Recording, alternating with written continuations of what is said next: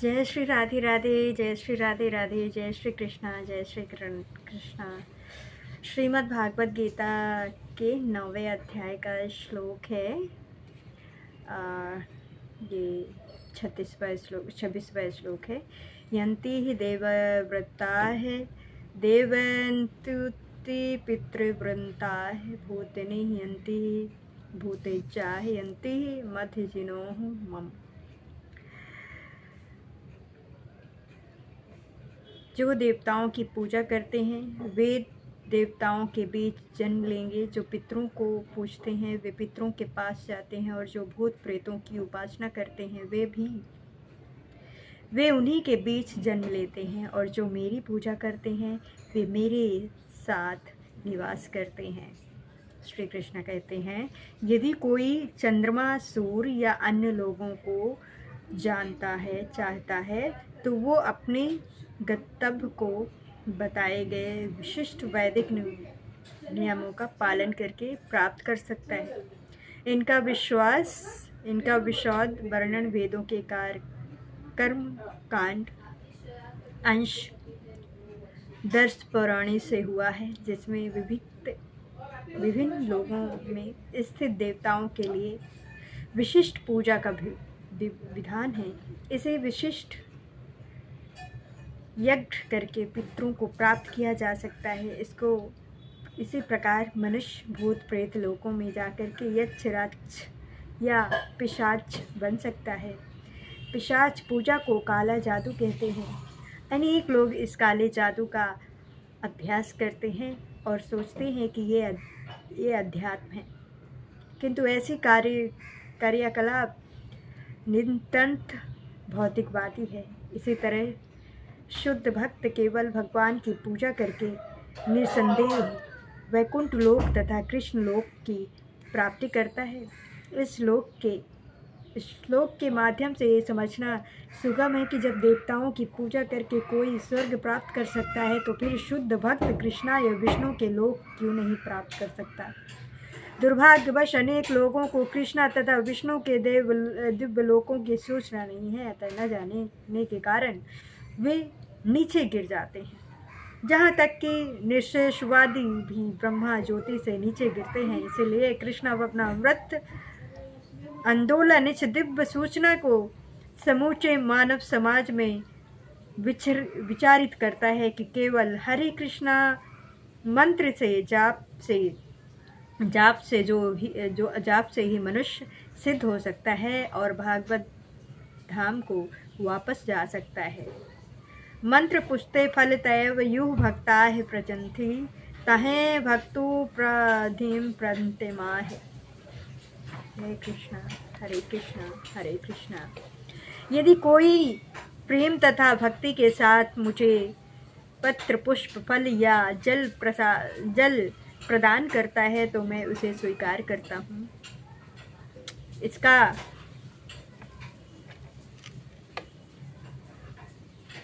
तात्पर्य है, श्री कृष्ण कहते हैं कि नित्य मुख के लिए स्वामी आनंदमय धाम प्राप्त करते हेतु बुद्धिमान व्यक्ति के लिए अनिवार्य है कि वो कृष्णा भवनावाहित होकर के भगवान की दिव्य प्रेम भक्ति में तात्पर्य रहे। ऐसा आश्चर्यमय फल प्राप्त करने की विधि इतनी सरल है कि निर्धन व्यक्ति को योग्यता का विचार किए बिना इसे पाने का प्रयास करना चाहिए। इसके लिए एकमात्र योग्यता इतनी ही है कि वो भगवान का शुद्ध भक्त हो। इससे कोई अंतर नहीं पड़ता कि कोई क्या है और कहाँ स्थित है। ये विधि इतनी सरल है कि यदि प्रेम पूर्वक एक पत्ती तोड़कर थोड़ा सा जल या फल ही भगवान को अर्पित कर दिया जाए तो भगवान उसे सहर्ष स्वीकार करते हैं। अतः किसी के भी कृष्णा भवनामृत से रोका नहीं जा सकता, क्योंकि ये सरल और व्यापक।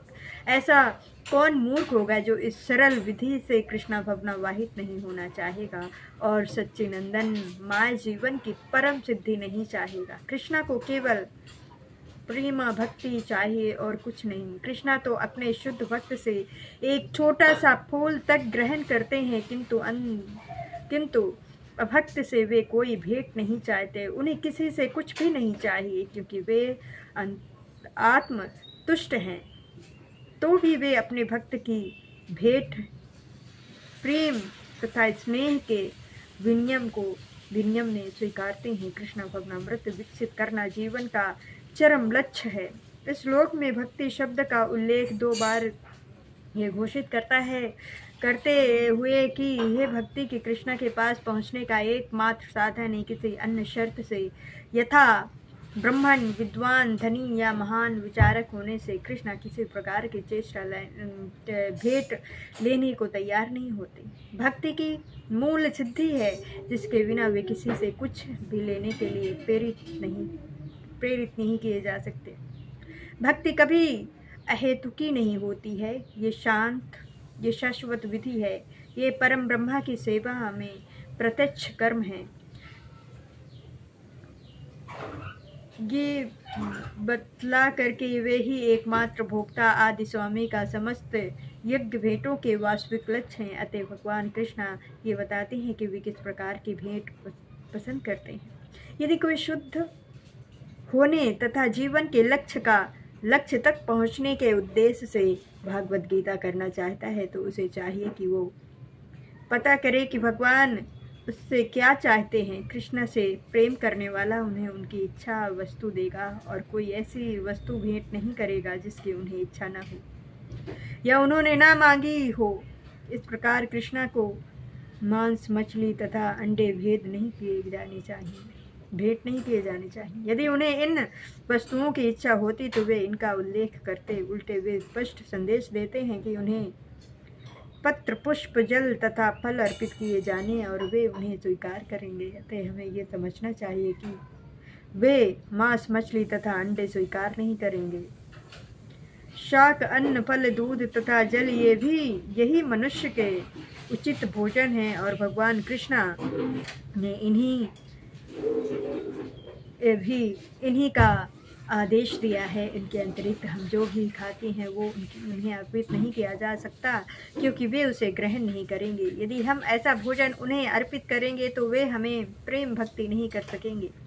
तृतीय अध्याय के 13वें श्लोक में श्री कृष्ण बताते हैं कि यज्ञ का उच्चिष्ट ही शुद्ध होता है। अतः जो लोग जीवन में प्रगति करने तथा भाव बंधन से मुक्त होने के इच्छुक हैं, उन्हें इसी को खाना चाहिए। इसे श्लोक में वे ये भी बताते हैं कि जो लोग अपने भोजन को अर्पित नहीं करते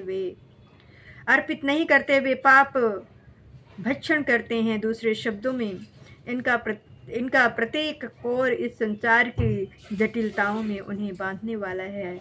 अच्छा सरल संस्कारी भोजन बना करके उसे भगवान कृष्ण के चित्र या अर्विग्रहण के समकक्ष अर्पित करके तथा नतमस्तक होकर के इस तुच्छ भेंट को स्वीकार करने की प्रार्थना करने से मनुष्य अपने जीवन में निरंतर प्रगति करता है। उसका शरीर शुद्ध होता है और मस्तिष्क के शिष्ट तंतु उत्पन्न होते हैं, जिसमें शुद्ध चिंतन हो पाता है। सबसे बड़ी बात तो ये है कि ये समर्पण अत्यंत प्रेम पूर्वक करना चाहिए। कृष्ण को किसी तरह के भोजन की आवश्यकता नहीं रहती है, क्योंकि उनके पास सब कुछ है। किंतु यदि कोई उन्हें इस प्रकार प्रसन्न करना चाहता है तो वे इस भेंट को स्वीकार करते हैं। भोजन बनाने से सेवा करने तथा भेंट करने में जो सबसे मुख्य बात रहती है वो है कृष्ण के प्रेमवश कर्म करना। वे मायावादी चिंतन भागवत गीता के इस श्लोक का अर्थ नहीं समझा सकेंगे। जो ये मानकर चलता है कि परम ब्रह्मा इंद्र राहित है, उनके लिए ये तो रूपक या तो भागवत गीता के उपदेशों कृष्ण के मानवीय चरित्र का वर्णन है। किंतु वास्तविकता तो ये है कि भगवान कृष्ण इंद्रियों से युक्त है और वे कहा गया है कि उनकी इंद्रियां परस्पर परिवर्तनशील हैं। दूसरे शब्दों में एक इंद्री दूसरी इंद्री का कार्य कर सकती है। कृष्ण को परम ब्रह्मा कहने का अंश यही है कि इंद्र राहित होने पर उन्हें समस्त ऐश्वर्य से युक्त नहीं माना जा सकता। 7वें अध्याय में कृष्ण ने बतलाया कि वे प्राकृतिक के गर्भ में जीवों को स्थापित करके इसे प्राकृतिक पर दृष्टिपात करके करते हैं। अतः ये यहाँ पर भी भक्तों द्वारा भोजन अर्पित करते हुए भक्तों का प्रेम पूर्ण शब्द सुनना कृष्ण के द्वारा भोजन करने तथा उसके स्वाद लेने के ही स्वरूप है। इस बात पर इसलिए बल देना होगा क्योंकि अपनी सर्वोच्च स्थिति के कारण उनका सुनना उनके भोजन करने तथा स्वाद ग्रहण करने के ही स्वरूप है। केवल भक्त ही बिना तर्क के ही समझ सकता है कि परम ब्रह्मा भोजन कर सकते हैं और उसका स्वाद ले सकते हैं। ये तो क्रोशित यत्रासी यजूहित ददसी यतास्मि साह कौन्तेय तत्कुरुताः महादीर्पणाय। हे कुंती पुत्र, तुम जो कुछ भी करते हो, जो कुछ भी खाते हो, जो कुछ भी अर्पित करते हो या दान देते हो और जो भी तपस्या करते हो उसे मुझे अर्पित करते हुए करो।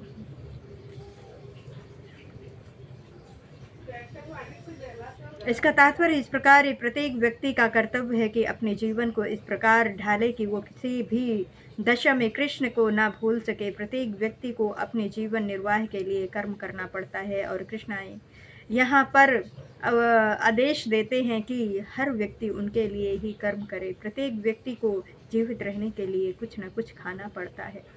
अतः उसे चाहिए कि कृष्ण को अर्पित भोजन करके उचित को ग्रहण करे। प्रत्येक व्यक्ति को कुछ न कुछ धार्मिक अनुष्ठान करने होते हैं। अतः कृष्ण की संतुष्टि है इसे मेरे हेतु करो, यही अर्चना है। प्रत्येक व्यक्ति कुछ न कुछ दान देता है। अतः कृष्ण कहते हैं ये मुझे दो, जिसका अर्थ ये है कि अधिक धन का उपयोग कृष्ण भवनामृत आंदोलन की उन्नति के लिए करो। आजकल लोग ध्यान विधि के प्रति विशेष रुचि रखते हैं, यद्यपि इस योग के लिए ये व्यावहारिक नहीं है, किंतु यदि कोई 24 घंटे हरे कृष्णा का जाप अपनी माला में करे तो वो निश्चित रूप से महानतम ज्ञानी तथा योगी है, जिसकी पुष्टि भागवत गीता के 6वें अध्याय में की गई है। शुभा फल वरवाह मोक्षाह कर्म बंधनाह संन्यास योग मुक्तमाह विक्तो यमुष्यिस। इस तरह तुम कर्म के बंधन तथा इसके शुभ फलों से मुक्त हो सकोगे। इस संन्यास योग में अपने चित्त को स्थिर करके तुम मुक्त होकर मेरे पास आ सकोगे। इसका तात्पर्य गुरु के निर्देश में कृष्णा भवनामृत में रह करके कर्म करने को युक्त कहते हैं। परिषिक्त शब्द युक्त वैराग्य है। श्री रूप गोस्वामी ने इसकी व्याख्या इस प्रकार की है। अनसक्त साह विषय धर्म मुक्त युक्तता है निर्बंधना है कृष्णा संबंधे युक्त वैराग्य मुच्यते।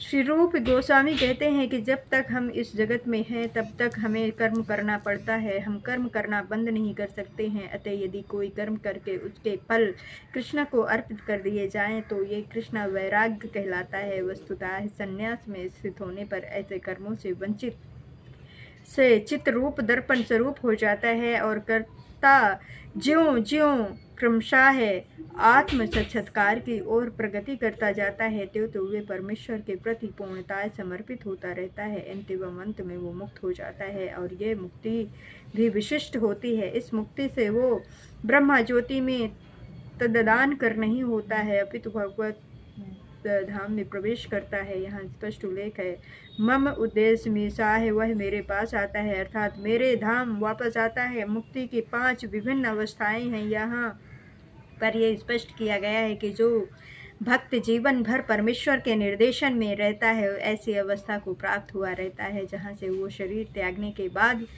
भागवत धाम जा सकता है और भगवान की प्रत्यक्ष संगति में रह सकता है। जिस व्यक्ति में अपने जीवन को भागवत सेवा में रत रखने के अतिरिक्त अन्य कोई रुचि नहीं होती वही वास्तविक सन्यासी है। ऐसा व्यक्ति भगवान की परम इच्छा पर आश्रित रहते हुए अपने को नित्य दास मानता है। अतः वे जो कुछ भी करता है भगवान के लाभ के लिए करता है। जो कुछ भी कर्म करता है भगवान की सेवा करने के लिए करता है। वो कर्मों या वेदार्पण कर्तव्यों पर ध्यान नहीं देता। सम्मान मनुष्य के लिए देवार्पण कर्तव्यों को संपन्न करना अनिवार्य होता है, किंतु शुद्ध भक्त भगवान की सेवा में पूर्णताय रत होकर के भी कभी कभी वेदों द्वारा अनुमोदित कर्तव्यों का विरोध करता प्रतीत होता है, जो वस्तुतः विरोधी नहीं है। अतः वैष्णव आचार्यों का कथन है कि बुद्धिमान से बुद्धिमान व्यक्ति भी शुद्ध भक्त की योजना तथा कर्मों को नहीं समझ सकता। ठीक शब्द हैं तार वक्या है क्रिया मुद्र विज्ञा है न बुझा है चैनता है मध्यम। इस प्रकार जो व्यक्ति भगवान की सेवा में रत है या जो निरंतर भोजन बनाता रहता है कि किस तरह भगवान की सेवा की जाए, उसे ही वर्तमान में पूर्णतमाय मुक्त मानना चाहिए और भविष्य में उसका भागवत धाम जन्म ध्रुव है। जिस प्रकार कृष्णा आलोचना से परे हैं, उसी प्रकार वो भक्त भी सारी भौतिक आलोचना से परे हो जाता है।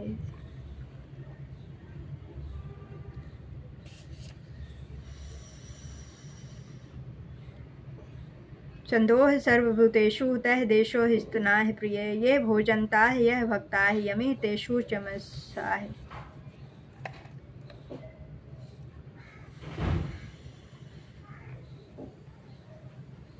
मैं ना तो किसी से द्वेष करता हूँ, ना ही किसी के साथ पक्षपात करता हूँ। मैं सबों के लिए संभव हूँ, किंतु जो भी भक्ति पूर्वक मेरी सेवा करता है वो मेरा मित्र है, मुझ में स्थित रहता है और मैं भी उसका मित्र हूँ। यहाँ ये प्रश्न किया जा सकता है कि जब कृष्ण सबों के लिए संभाव हैं और उनका कोई विशिष्ट मित्र नहीं है, तो फिर वे उन भक्तों में विशेष रुचि क्यों लेते हैं जो उनकी दिव्य सेवा में सदैव लगे रहते हैं। किंतु ये भेदभाव नहीं है, ये तो सहज है। इस जगत में हो सकता है कि कोई व्यक्ति अत्यंत उपकारी हो, किंतु जो भी अपनी संतोष सत्तानु में विशेष रुचि लेता है, भगवान का कहना है कि प्रत्येक जीव चाहे वो जिस योनि का हो उनका पुत्र, अतः वे हर एक को जीवन की आवश्यकता वस्तुएं प्रदान करते हैं। वे बादल के सदृश हैं जो सबके ऊपर जल वृष्टि करता है, चाहे वो वृष्टि चट्टान पर हो या थल पर या जल में हो, किंतु भगवान अपने भक्तों का विशेष ध्यान रखते हैं। ऐसे ही भक्तों का यहाँ उल्लेख हुआ है। वे सदैव कृष्णा भवनामृत में रहते हैं, फलता है वे निरंतर कृष्णा में लीन रहते हैं। कृष्णा भवनामृत शब्द ही बताता है कि जो लोग ऐसी भवनामृत में रहते हैं वे सजीव आत्मवादी हैं और उन्हीं में स्थिर हैं। और भगवान यहाँ स्पष्ट रूप से कहते हैं माई ते अर्थात ते मुझ में हैं, फलता है भगवान भी उनमें हैं। इससे ये यम माँ प्रधते तवस्याह अजमाहम की व्याख्या हो जाती है। जो भी मेरी शरण में आ जाता है उसकी मैं उसी रूप में रखवाली करता हूँ। ये दिव्य आदान प्रदान भाव विद्यमान रहता है, क्योंकि भक्त तथा भगवान दोनों सचेतन है। जब हीरे को सोने की अंगूठी में जड़ दिया जाता है तो वो अत्यंत सुंदर लगता है। इससे सोने की महिमा बढ़ती है, किंतु साथ ही हीरे की भी महिमा बढ़ती है। भगवान तथा जीव निरंतर चमकते रहते हैं और जब कोई जीव भगवान की सेवा में प्रवृत्त हो तो वो सोने की भांति दिखता है। भगवान हीरे के समान है, अतः वे संयोग अत्युत्तम होता है। शुद्ध अवस्था में जीव भक्त कहलाते हैं। परमेश्वर अपने भक्तों के भी भक्त बन जाते हैं। यदि भगवान तथा भक्त में आदान प्रदान का भाव न रहे तो सद्गुणवादी दर्शन ही ना रहे। मायावादी दर्शन में परमेश्वर तथा जीव के माध्यम ऐसा आदान प्रदान का भाव नहीं मिलता, किंतु सगुणवादी दर्शन में ऐसा होता है। प्राय ये दृष्टांत दिया जाता है कि भगवान कल्प वृक्ष के समान हैं और मनुष्य इस वृक्ष से जो भी मांगता है भगवान उसकी पूर्ति करते हैं। किंतु यहाँ पर जो व्याख्या दी गई है ये अधिक पूर्ण है। यहाँ पर भगवान को भक्त का पक्ष लेने वाला कहा गया है। ये भक्त के प्रति भगवान की विशेष कृपा की अभिव्यक्ति है। भगवान के आदान प्रदान भाव को कर्म के नियम के अंतर्गत नहीं मानना चाहिए। ये जो उस व्यक्ति अवस्था से संबंधित रहता है, इसमें भगवान तथा उनके भक्त कर्म करते हैं। भगवत भक्ति इस जगत का कार्य नहीं है, ये तो उस अध्यात्म जगत का अंश है जहाँ शाश्वत आनंद तथा ज्ञान का प्रधान रहता है।